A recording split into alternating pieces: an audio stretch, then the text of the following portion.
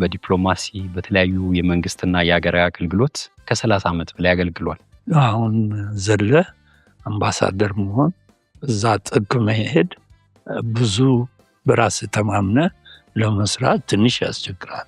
እንደው ያስደነገጡት ከሌላ ባህል ጋር ሲገናኙ ይህም አለ ብለው እንደው የተደነቁበት ባህል አለ?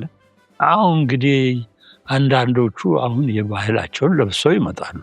አሁን ፊጂ፣ ስኮትላንድ ምናምን ብትሄድ የሚለብሱት ቀሚስ የሚመስል ነገር ነው አይደለም? ትንሽ እንትን ይላል።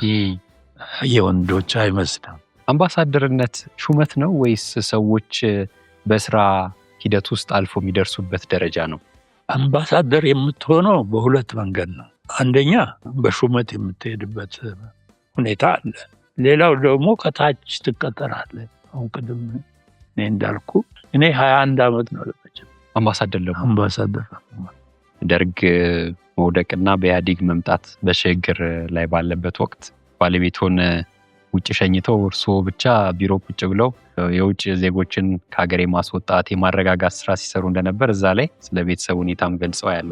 ባለቤቴ እንግዲህ የውጭ ሰው ነች። አውሬዎች መጥቶ ፈረንጅ እንትን አስገድዶ የሚደፍሩ ምናምን ልጄን የሚገሉ ምናምን መሰለኝ። ስለዚህ ልጄንና እሷን አሳፈርኩና ሰው ወደ ቢሮ ሄድ። ከዛ በኋላ ተዘናንቼ ነው ምን ቢገሉ ምን ቢሉ ኦኬ። ከሚስጥር ጋር ብዙ ጊዜ ደጋግሞ አንስተዋልና ከመሪዎች ጋር በቅርበት መስራት የሀገር ሚስጥርንም ጭምር የመያዝ ወይም የማወቅ እድል አለና ንገር ያሉትን መናገር፣ አትንገር ያሉትን አለመናገር። ለምሳሌ መንግስቱ ኃይለማርያምን ቢሆን ወስዳ አስተኛል። እሺ ብዬ ምንድነው ራት የሚበላው ከማን ጋር ነው? ጠዋትስ ማን ጋር ነው የምወስደው አለ። እየተነገረህን ብቻ ነው የምታደርገው።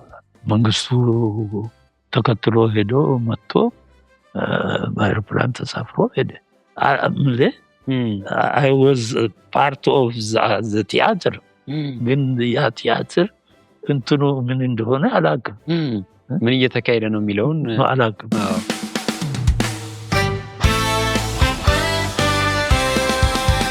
የፕሮቶኮል ጉዳይ